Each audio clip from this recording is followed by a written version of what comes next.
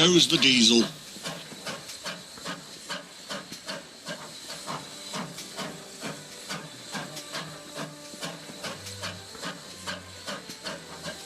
City of Truro's visit made Duck very proud of being Great Western. He talked endlessly about it, but he worked hard too, and made everything go like clockwork. The trucks behaved well, the coaches were ready on time, and the passengers even stopped grumbling. But the engines didn't like having to bustle about. There are two ways of doing things, Duck told them. The Great Western way or the wrong way. I'm Great Western, and don't we know it, they groaned. They were glad when a visitor came.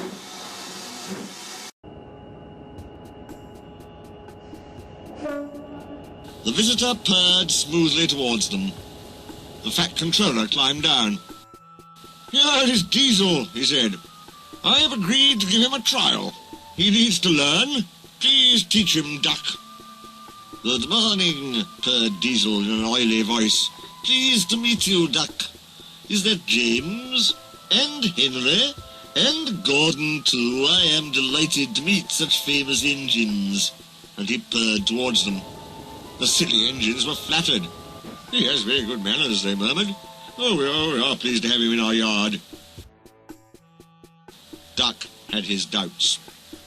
"Come on," he said shortly. "Oh, yes," said Diesel. "The yard, of course. Excuse me, engines." And he purred after Duck, talking hard.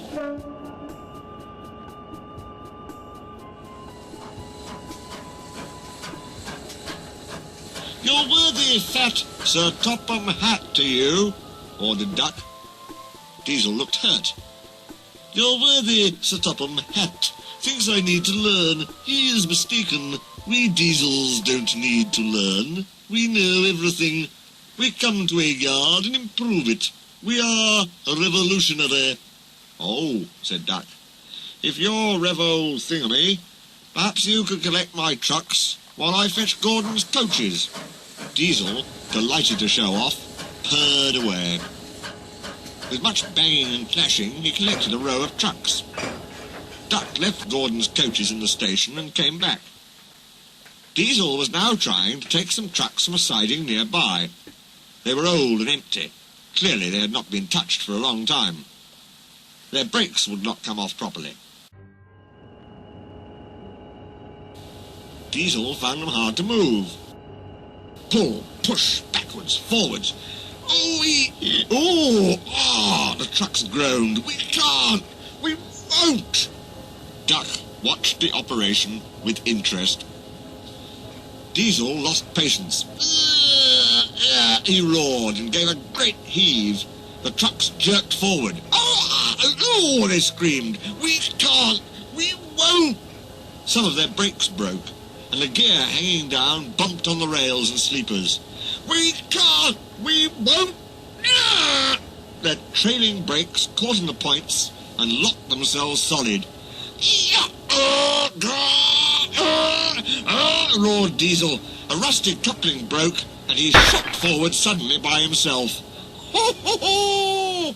chuckled Duck. Diesel recovered and tried to push the trucks back, but they wouldn't move, and he had to give up. Duck ran quietly round to where the other trucks all stood in line. "Thank you for arranging these, Diesel," he said. "I must go now. Don't you want this lot?" "No, thank you." Diesel gulped. "And I've taken all this trouble?" he almost shrieked. "Why didn't you tell me?" "You never asked me. Besides," said Duck innocently, "you were having such fun being Revo whatever it was you said. Goodbye."